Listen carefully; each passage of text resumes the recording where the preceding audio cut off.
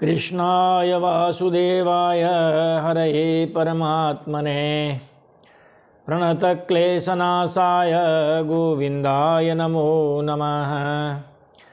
सच्चिदानन्दरूपाय विश्वोत्पत्त्यादिहेतवे तापत्रय विनाशाय श्रीकृष्णाय वयं नमः।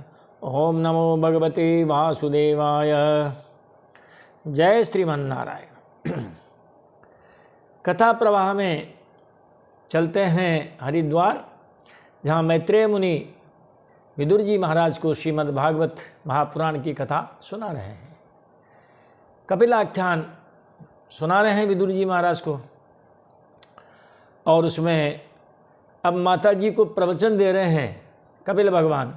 उस प्रवचन में जब माता जी ने कहा कि बेटा क्या करें, ये इंद्रियां जो है वो कभी तृप्त होती नहीं, जैसे आग में घी की बूंदें गिरती रहे तो आग बुझती ही नहीं।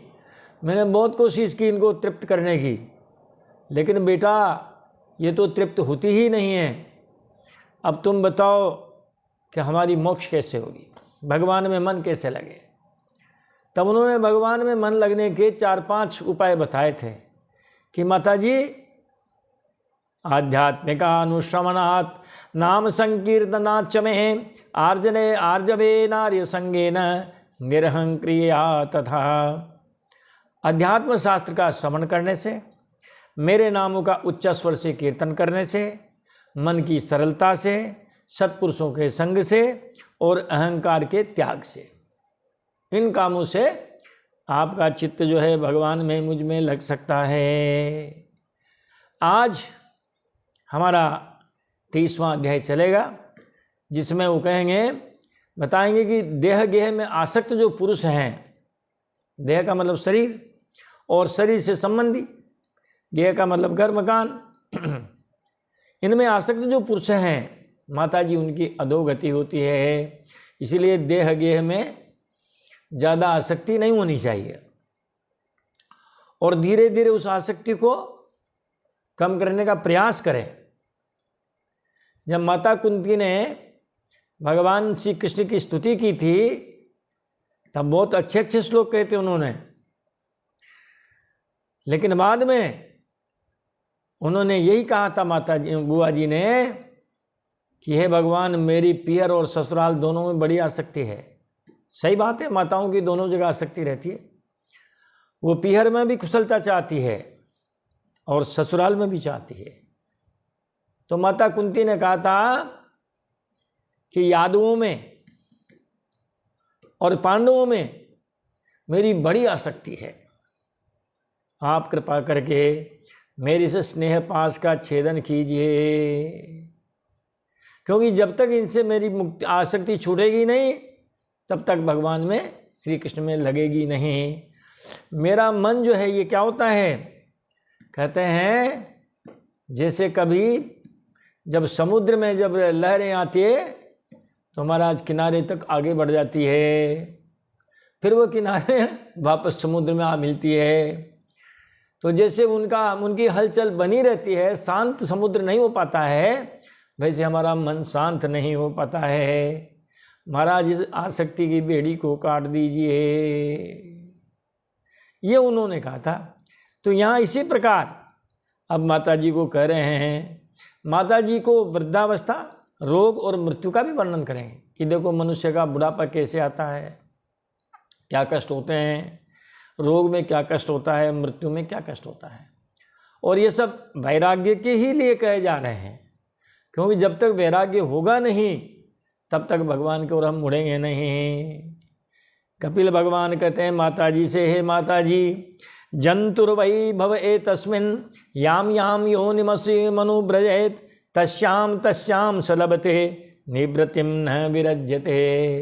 जंतु प्राणी जीव जब इस संसार में आता है तो कहते हैं महाराज वो जिस भी योनि में जाता है वो उसी योनि में आनंद लेने लगता है। आपको हमको भले ही लगे कि कुकर सूकर योनि ठीक नहीं है, मगर महाराज उनको तो उसी योनि में आनंद आ रहा है। हम तो ये कहेंगे कि ये जो कौल किरात काम बस इतने जो लोग हैं घुमंतु यायावर, यार ये तो ठीक नहीं है, मगर महाराज उनको उसी में आनंद है। तो कहते हैं कि जीव इस संसार में जब आता है उसको जो जो योनि मिलती है माता जी वो तो उसी में आनंद मनाने लगता है और उससे वो विरक्त नहीं हो पाता है। अपने कुटुंब के साथ बड़ा आनंद मनाता है। आत्मजाया सुतागार है पशु द्रविण बंधुसु निरूढ़ मूल हृदय आत्मानम बहुमन्यते। आत्मानम बहुमन्यते, वो तो अपने आप को बड़ा भाग्यशाली समझता है। इनमें निरूढ़ मूल हृदय, अत्यंत आसक्त मन वाला, इन्हें में उनकी बड़ी आसक्ति है, अपने आप को बड़ा भाग्यशाली समझता है? किस किस में? आत्मा यानी स्वयं में, और जाया पत्नी, सुत सुता दोनों जाएंगे। सुतागार की संधि विच्छेद करेंगे तो सुत धन आगार और सुताधन आगार दोनों ही सार्थक संधि विच्छेद है, चाहे सुत कहो चाहे सुता कहो। बेटे बेटी, बेटे बेटियों में, अपने मकान में, अपने पशुओं में, अपने द्रविण धन दौलत में, मकान जमीन जायदाद में, बंधुसु और अपने बंधुओं में, इनमें क्या करता है वो? अत्यंत आसक्त मन वाला हो जाता है और इनको ही बहुत बड़ी उपलब्धि मानते हुए अपने आप को भाग्यशाली समझता है। गोस्वामी तुलसीदास जी ने बहुत अच्छा लिखा है सुंदरकांड में, जननी जन के बंधु सूत दारा तनु धनु भवन सुहृद परिवारा। जननी जन के बंधु सूत दारा तनु धनु भवन सुहृद परिवारा।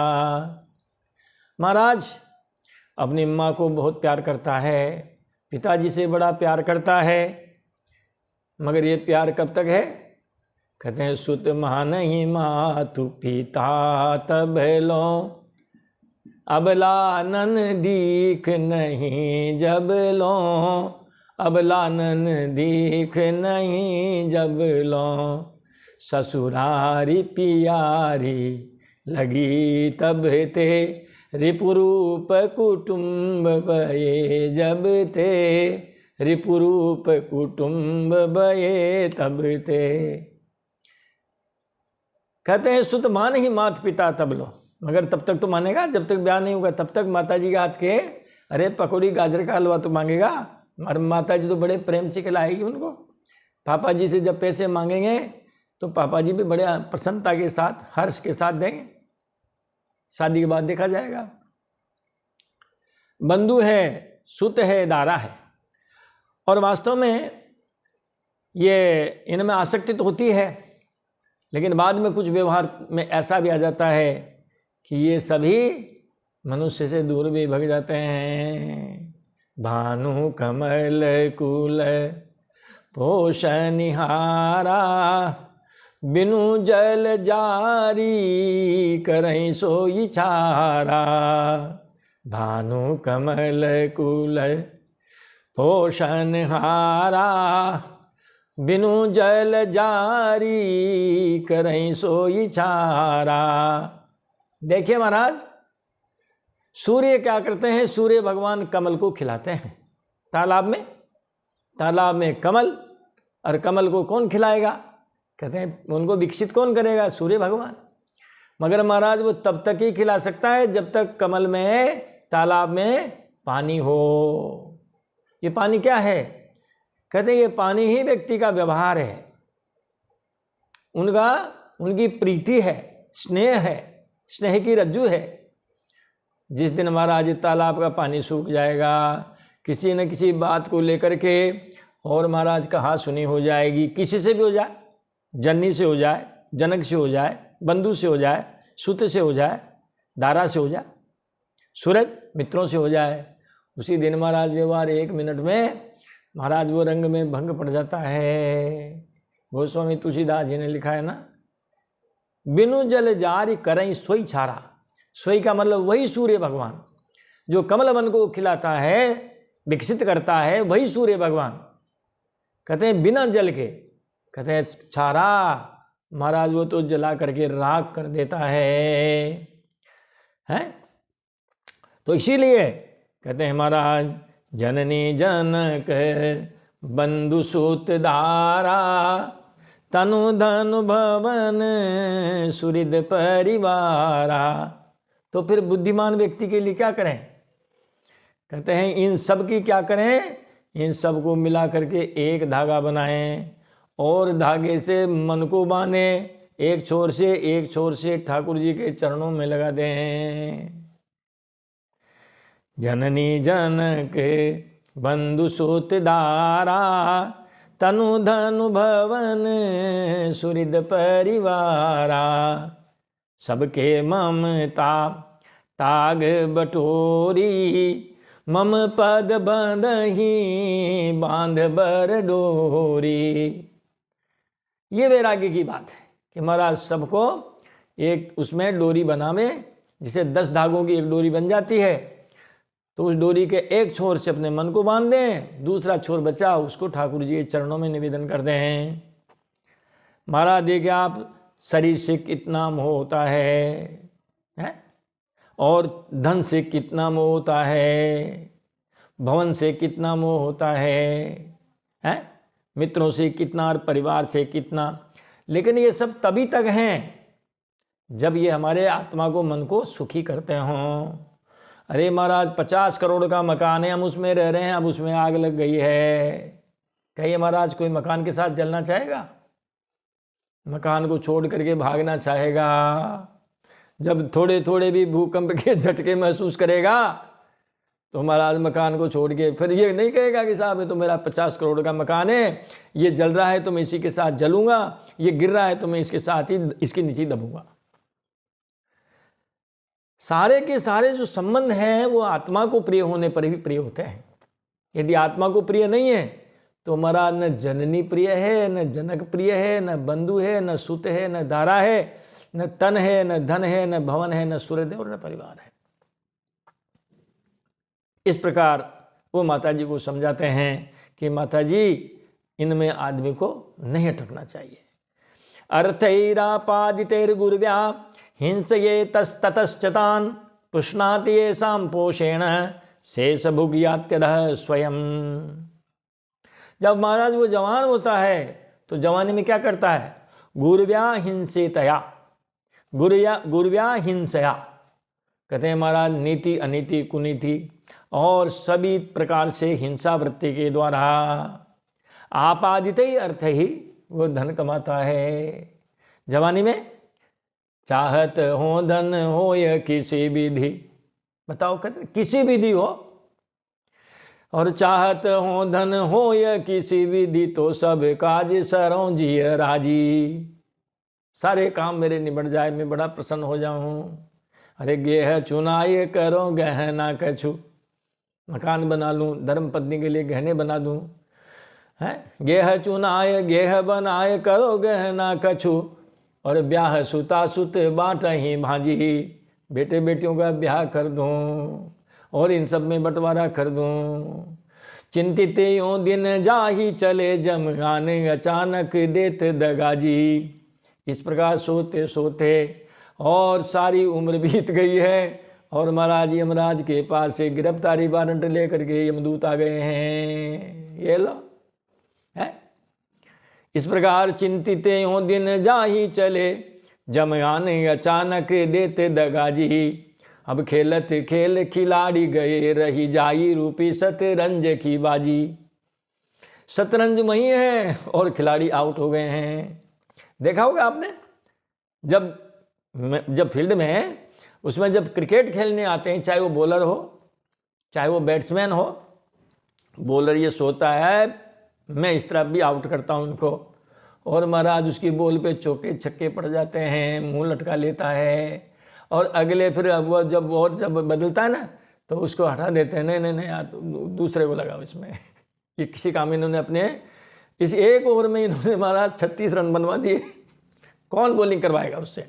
ऐसे ही देखो महाराज बैट्समैन, और जब वो देखो आप चौके छक्के लगाता है तो बड़ा कुछ होता है, एक बॉल ऐसी आती है तो महाराज उसको आउट कर देती है। तब आपने देखा होगा वो बैट को यूँ फेंकता हुआ और इस तरह मुंह लटका करके और नीची गर्दन करते हुए और महाराज रुआ सा मुंह करता हुआ और स्टेडियम से आउट हो जाता है। जबकि खेल के मैदान से आउट होता है, स्टेडियम से नहीं, खेल के मैदान से आउट होता है। जबकि महाराज खेल का मैदान वही है और वो जो है वो एम्पायर जिसको बोलते हैं, रेफरी, वो भी वही हैं, दर्शक दीर्घा भी वही हैं। चले गए महाराज, लो बनाओ और बनाओ रन, नहीं बना सके। यही स्थिति हमारी है कि खेलत खेल खिलाड़ी गए, ऐसे ऐसे सोचते सोचते खेल खेलते खेलते खिलाड़ी आउट हो गए और रही जाई रूपी शतरंज की बाजी। मकान दुकान परिवार और पैर जितने थे सब यहीं रह गए और हम मुंह लटका करके चले गए हैं। अर्थैरापादितेर गुर्व्या हिंसया, गुर्व्या हिंसया, भारी जो हिंसा वृत्ति है उनके द्वारा महाराज जवानी में हम धन कमाते हैं। इतस ततश्च, इधर उधर से ला करके तान पुष्णाति, तान इति परिजनान, उन परिजनों का वो भरण पोषण करता है। ऐसाम पोषण अधः याति, और जिनके पालन पोषण करने से उसका अधः पतन होता है। कैसे? जैसे महाराज चोरी चुकारी जो भी अनिति का धन लाते हैं और वो घर वाले उनके गुलछरे उड़ाते हैं, लेकिन महाराज कर्मों का फल तो उसे ही भोगना पड़ता है। कहते हैं वाल्मीकि जी को क्यों वैराग्य हुआ? इसीलिए तो आना, कहते हैं डकैत थे, डाका डालते थे, लाते थे, खूब घर वाले गुलछरे उड़ाते थे। अब तो नारद जी महाराज एक दिन उनके पल्ले पड़ गए। उन्होंने कहा बेटा इसके पाप का भागी तू होगा। उन्होंने महाराज मैं अकेला पापी नहीं हूँ, मेरे पूरे परिवार वाले आनंद करते हैं इससे महाराज, तो सब बांटेंगे। नहीं बेटा कोई नहीं बांटता है, जो करेगा वही भरेगा। महाराज कैसी बात करते हो आप? मेरी माँ है, मेरे पिता है, मेरे पत्नी, मेरे बेटे। जब पूछा उनसे, जब पूछने गए तब माता जी ने कह दिया हम तो तेरी माँ है भैया, तू चोरी करके ला, मार के ला, कमा के ला, तेरा दायित्व बनता है माता जी का भरण पोषण। पिताजी ने भी कहा, पत्नी ने, बच्चों ने।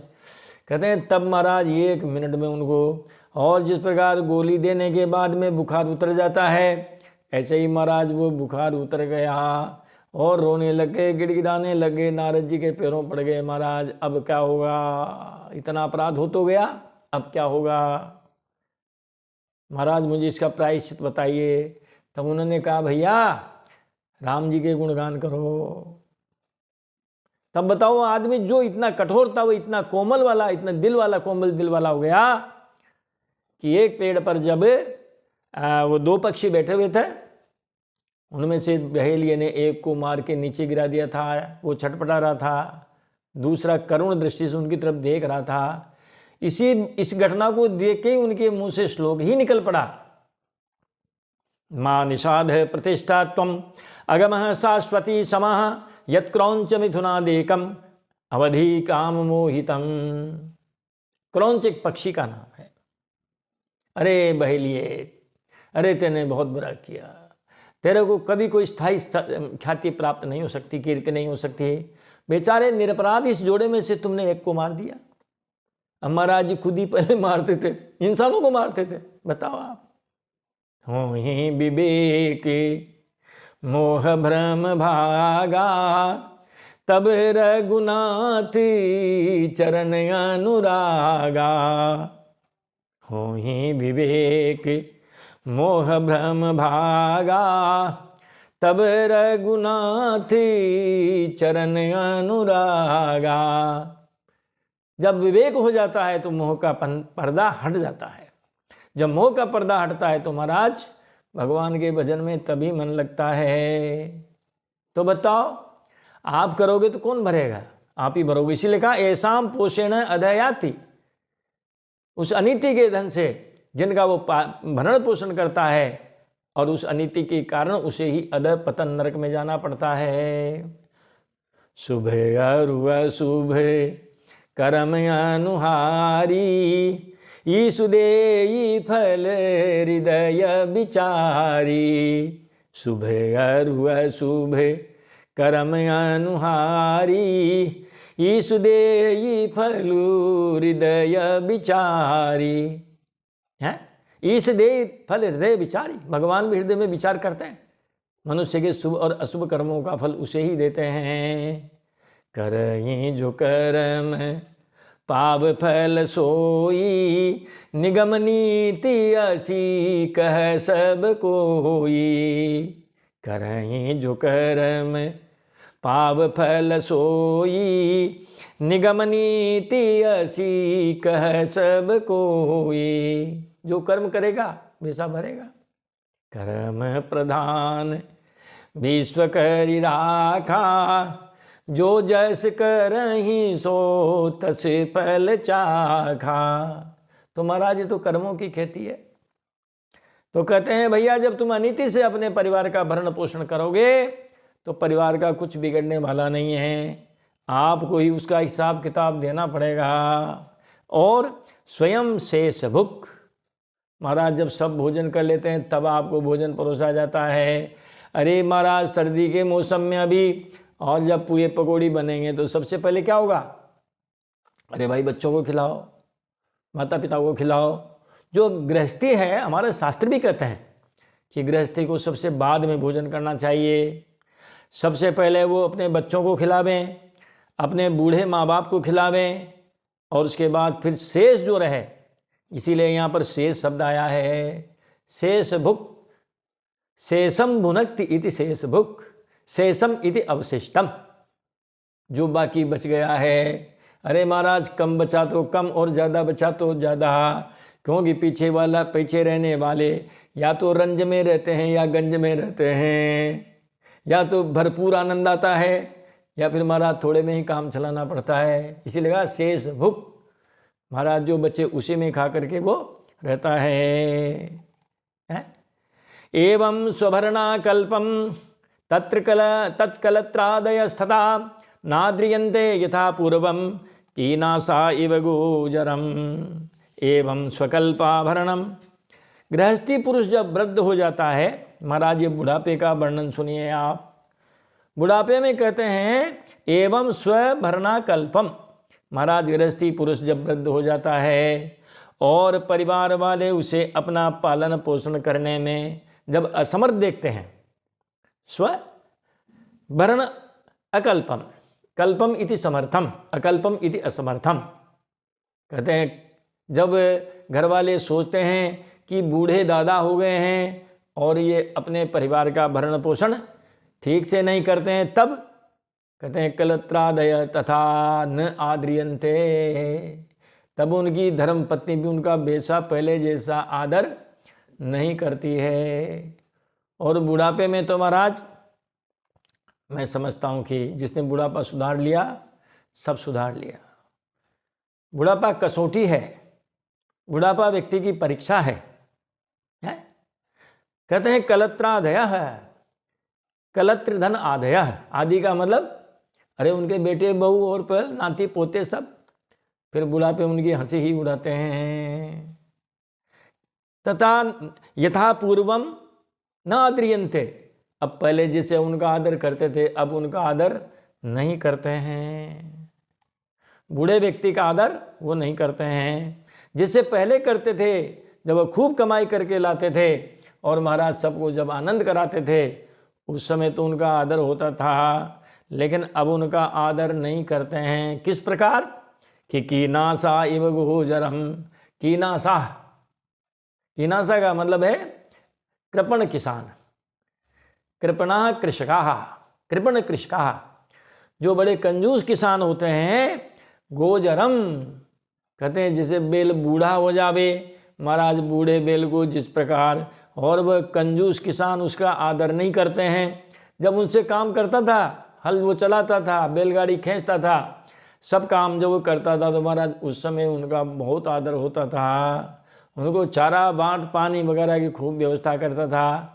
अब बैल बूढ़ा हो गया है तो महाराज जब बैल बूढ़ा, अब तो खैर बैल रहे नहीं, हम तो गांव के आदमी रहने वाले, ठेठ गांव के बैल हमने हमारे घर में देखे हैं। गाय देखिए, बैल देखिए, भैंस देखिए, सब देखा है। हमारे घर में मूलतः कृषि और पशुपालन था। तो फिर जब बेचारे बैल जब बूढ़े हो जाए तो महाराज उनके जो लगी रहती है ना वो रस्सी है, कहते हैं नाथ वगैरह, उनके मोहरी वगैरह, महाराज उनको भी खोल लिया जाता है। और वैसे ही जो है उनको विचरण करने के लिए छोड़ दिया जाता है। महाराज बहुत अच्छा लिखा है किसी ने कि दांत खिरे और खुर घिसे और पीठ न बोझाली, ऐसे बुढ़े बैल को कौन बांध बुस देई। हमने इसीलिए यहाँ पर जब किसान का और बैल का जब इन्होंने बताओ, व्यास जी महाराज ने लिखा कि जैसे कोई कंजूस किसान बेचारा जो दिलदार है, जो एहसानमंद है, वो एहसानमंद तो उसका भी एहसान मानेगा कि यार इसने जिंदगी भर अपन को कमा के खिलाया है, अब बूढ़ा हो गया तो कोई बात नहीं, घर रहो और आनंद से इनके लिए सर्दियों में च्यवनप्राश खिलाओ, है थोड़े बहुत नाश्ते की सामान ला के रख दो, घर में भोजन लेट बनता हो तो बुढ़ापे में भूख जल्दी लगती है। तो कहते हैं महाराज इसीलिए जो है कि दांत खिरे, बुढ़ापे में दांत गिर गए महाराज, और खुर घिसे, खुर भी घिस गए हैं, क्योंकि खुर से ही वो जमीन, खुर ही जो है वो जैसे अपने टायर में जो ग्रिप जो होते हैं महाराज, जैसे वो उनके भी ग्रिप होते हैं, उनके बल पर ही वो सब उस बोझे को ढो पाते हैं। अब महाराज खुर भी घिस गए हैं और पीठ न बोझा ले, पीठ अब बोझा नहीं ढो पाती है, तब ऐसे बूढ़े बैल को कौन बांध बुस देई, ऐसे बूढ़े बैल को कौन घर में बांधेगा, कौन उसको बुस खिलाएगा। बैल की स्थिति नहीं है, आप सब भाई ये तो बूढ़े दादा की स्थिति है, महाराज दादी की भी ऐसी ही स्थिति होने वाली है, होती ही है कि दूध पिया जिस गाय का पाला सब परिवार, बांझ बई लागी बुरी मतलब का संसार। दूध पिया जिस गाय का, जिस गाय का हमने दूध पिया और बच्चों को पिलाया और सारे परिवार का पालन पोषण किया, घी दूध दही छाछ मक्खन मट्ठा सारी के सारे हैं गोरस है महाराज जी। तो जिस घर में ये गाय भी दूध देती है ना, वो भोजन के मामले में बहुत खुशहाल रहता है? कभी दूध से, कभी दही से, कभी छाछ से, कभी उसी कड़ी से, तो महाराज उससे बड़ा आनंद आता है। अब बांझ बई लागी बुरी, अब महाराज वो बांझ हो गई है, 8-10 बच्चों को जन्म दे चुकी है, और आपको कहते हैं महाराज उसने दूध के क्षीर सागर भर दिए हैं। ऐसे दूध के क्षीर सागर भरने वाली गौ मैया जब बूढ़ी होती है तब महाराज सबको बुरी लगती है, निकालो इसको यहाँ से, फिर धक्के खाने के लिए छोड़ देते हैं।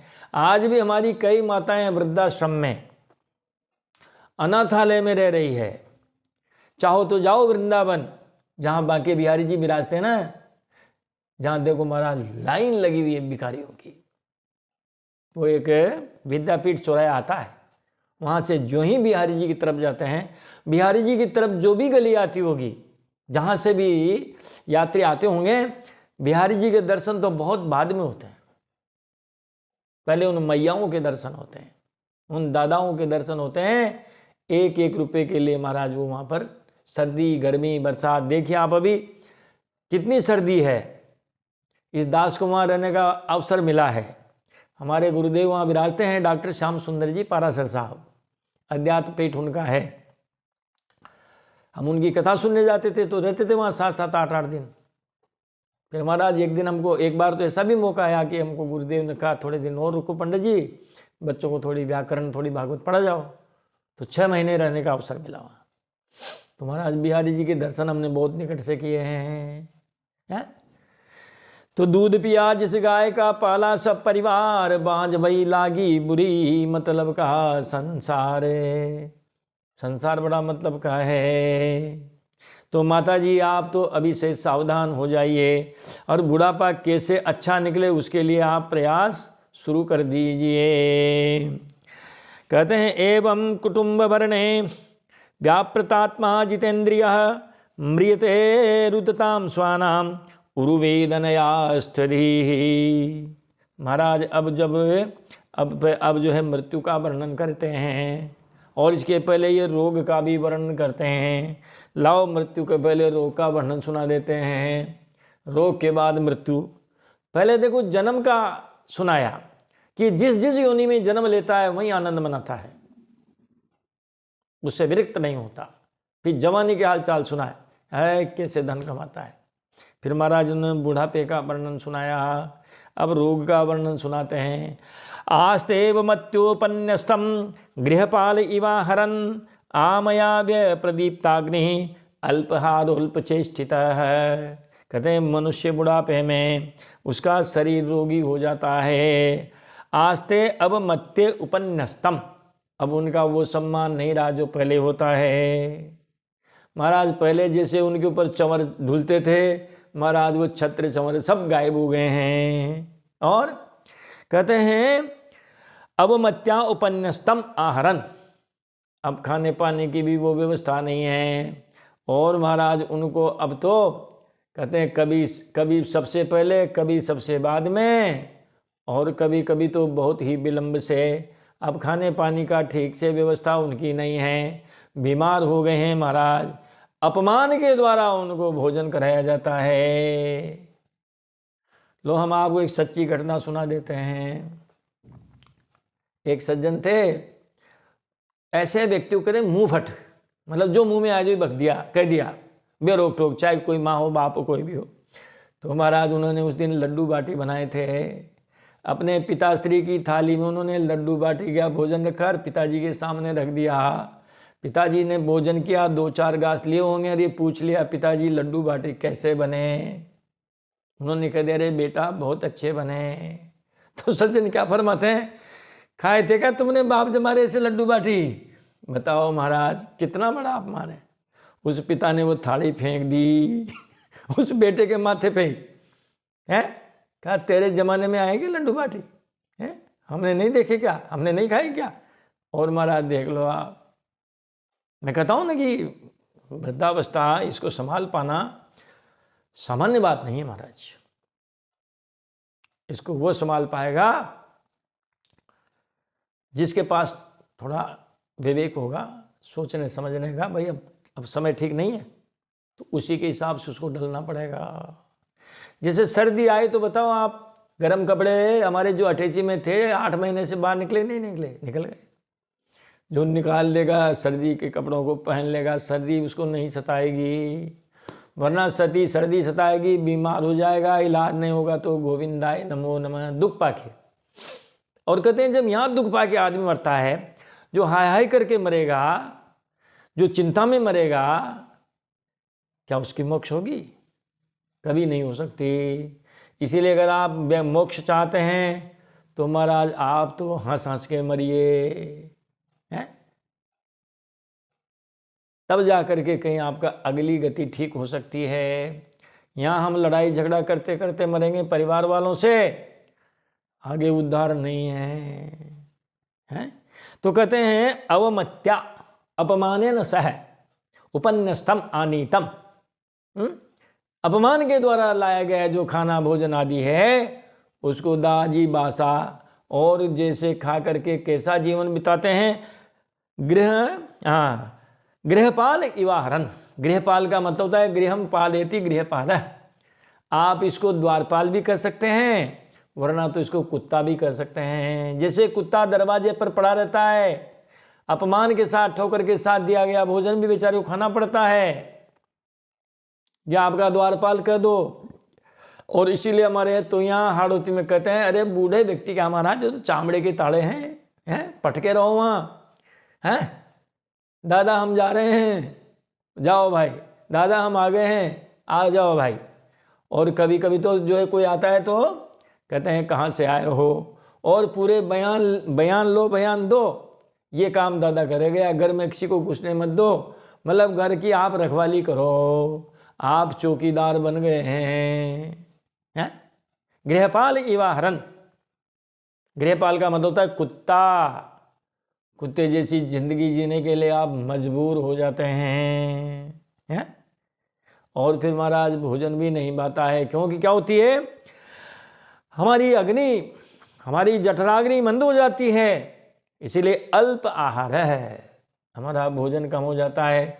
महाराज एक टाइम भोजन कर लेते हैं, दूसरी टाइम पर महाराज राबड़ी लपटा दलिया खिचड़ी उपमा है, इनसे ही काम चलाना पड़ता है। फिर दोनों टाइम भोजन भी नहीं कर पाता है। अल्प चेष्टिता है। फिर महाराज उनकी चेष्टा का मतलब उनकी शारीरिक शक्ति वो शारीरिक शक्ति भी बहुत कम हो जाती है। जमाने में जब महाराज वो चलते थे तो धरती थर्राती थी, और जब मकान में सीढ़ियों पे चढ़ते थे तो पूरा मकान भी हिलता था। अब महाराज उनसे अपनी चश्मा भी नहीं उठ पा रही है, अपने कपड़े भी उनके ठीक से नहीं संभाल पाते हैं। ये बुढ़ापे का वर्णन उन्होंने किया है। इसीलिए हमको ये बहुत अच्छा लगता है ये प्रसंग है। कपिलाख्यान 9 अध्यायों में महाराज देखो आप, अभी अपना ये अध्याय चल रहा है, अपना अध्याय चल रहा है महाराज ये 30वां। 33 अध्याय हैं, 2-3 अध्याय हो रहे हैं, शायद आजकल में भगवान की दया से पूरे हो जाएंगे। अब मृत्यु का वर्णन करते हैं। कपिल भगवान अपनी माँ से मृत्यु के विषय में कहते हैं, एवं कुटुंब भरणे व्यापृतात्मा जितेन्द्रिय म्रियते रुदताम स्वानाम उरुवेदनया स्थधि। एवं कुटुंब भरणे व्यापृत, इस प्रकार जिंदगी भर अपने और कुटुंब को पालते पालते कुटुंब के अलावा उसको कुछ नहीं दिखा, नीति अनीति से जैसे भी रहा, कुटुंब का भरण पोषण करते करते कहते हैं आत्मा जितेंद्रिय, आत्म अजितेंद्रिय, कहते हैं जिसका मन कभी अपने वश में नहीं रहा और इंद्रियों को नहीं जीता, मन को नहीं जीता, निरंतर कुटुंब का भरण पोषण करने में ही लगा रहा। अब एक दिन अंत तो आना ही है, आया है सो जाएगा राजा रंग फकीर। जब जाता है तो क्या करता है, कहते हैं महाराज खुद भी रोता है। अपनी बीमारी है, शारीरिक कमजोरी, इनके कारण क्या करता है, आज ये पैर दुख गया, आज कमर दर्द है, आज सिर दर्द है, आज पेचिस हो गई है, आज दस्त कुंद हो गए हैं। ऐसी उन बीमारियों की वजह से महाराज उसका सारा आनंद खत्म हो जाता है और रोता रोता स्वर्ग सिधारता है। तब पीछे वालों को भी वो रोने के लिए छोड़ देता है। बाद में घर वाले भी रोते हैं। तो घर वाले जब रोते हैं तो आपने देखा होगा कि महिलाएं प्रायः है और जब रोती है तो कुछ बोलती भी है बीच बीच में है। अरे दादा चले गए, अरे तुम्हारी पोती का तो ब्याह कर जाते, अरे तुम्हारे पोते का भी ब्याह कर जाते, अरे दादा हमको 4 मकान और दिला जाते हैं। महाराज वो तो दादा को नहीं रो रहे हैं, दादा के जो काम बाकी रह गए, उनकी सुख सुविधा जो नहीं जुटा पाए, महाराज वो तो उनके लिए रो रहे हैं, दादा के लिए नहीं रो रहे हैं। तो कहते हैं उरुवेदनया, उरुवेदन क्या मतलब होता है, अचेत होकर। क्योंकि मृत्यु जब आती है तो महाराज मृत्यु का के समय बड़ा कष्ट होता है। कहते हैं 1000 बिच्छू जब डंक मारे और उनसे जैसी पीड़ा होती है, उसी समय मृत्यु के समय भी पीड़ा होती है। तो जब तक मनुष्य में चेतना होती है तो उस मृत्यु यंत्रणा के द्वारा वो बड़ा कष्ट पाता है, दुखी होता है, और जब महाराज दुख सहन नहीं होता है तो वो अचेत हो जाता है। बताओ ना कौन भजन करता करता मरा? या तो अस्पताल में महाराज कई नलचियां लगी हुई है, उनके बीच में श्रीमान जी पधारते हैं, या जो है बड़े परेशान होकर के जाते हैं। तो आने और जाने में दुख है। अब सहज या जिसको कहते हैं प्राकृतिक जन्म कम होने लगे। अब तो चिकित्सा सुविधा हो गई है तो कोई बात नहीं, बच्चे को तकलीफ नहीं तो माता जी को तकलीफ है। अब तो 1-2 बार जो भी माता जी के जो भी प्रसव होंगे, ठीक है, उनका चीर फाड़ होगा तो तकलीफ तो उनको भी है। देखो आप, अगर उनको तकलीफ नहीं है तो पैदा होने वाले को तकलीफ है, तकलीफ तो है। तो क्या करें महाराज, इसका क्या सीधा साधा इलाज है कि महाराज जब आप बूढ़े हो जावें, बीमारी हो जावें, तो बीमारी का इलाज जरूर कराइए। भगवान से प्रार्थना कीजिए कि दवा हमें लगे और हम ठीक हो जावें। ठीक हो जावें तो भी ठाकुर जी कृपा, नहीं हो तब भी ठाकुर जी की कृपा। क्योंकि दवाई अगर मान लो दवाई नहीं लेते हैं तो ये ठीक नहीं है। जब दवाई लेनी नहीं थी तो फिर ये भगवान ने बनाई ही क्यों? क्योंकि मालूम है ना कि शरीर में बीमारी होगी, हैं, कई तरह की बीमारियां होंगी, तो देखो भगवान ने उनका इलाज बनाया, औषधियां बनाई। अरे लक्ष्मण जी महाराज के जब शक्ति बाण लगा था, शक्ति लगी थी, तब देखो ना हनुमान जी को जाना पड़ा। संजीवनी बूटी लेने गए ना, और महाराज जब वो पहचान नहीं सके तो पूरा मेडिकल स्टोर उठा लाए थे वहाँ से हैं। तो इसका मतलब शरीर है तो बीमारियाँ हैं, और बीमारियाँ तो उनका इलाज भी है। अब इलाज में यह है कि कभी वो दवाइयाँ लग भी जाती हैं, कभी नहीं भी लग जाती है। तो महाराज इस प्रकार कहते हैं बड़ा अचेत हो करके और रोता रोता जाता है, और रोता रोता और पीछे वाले भी रोते रहते हैं। किसी शायर ने तो लिखा है कि मरने के बाद भी करूँगा मजाक एक बार। तो लोगों ने कहा कि मरने के बाद मजाक कैसे करेगा, जिंदा हो तो मजाक करें, मरने के बाद कैसे मजाक। कहा मरने के बाद भी करूँगा मजाक एक बार, सब होंगे पैदल, बंदा रहेगा कंधों पे सवार। बात तो सही है यार, सब तो जाएंगे जब पैदल ही जाएंगे, और जाने वाला जो बंदा है वो बंदा तुम्हारा 4 आदमियों के कंधे पर सवार होकर जाता है, बीच बीच में और भी सहारा लगा देते हैं।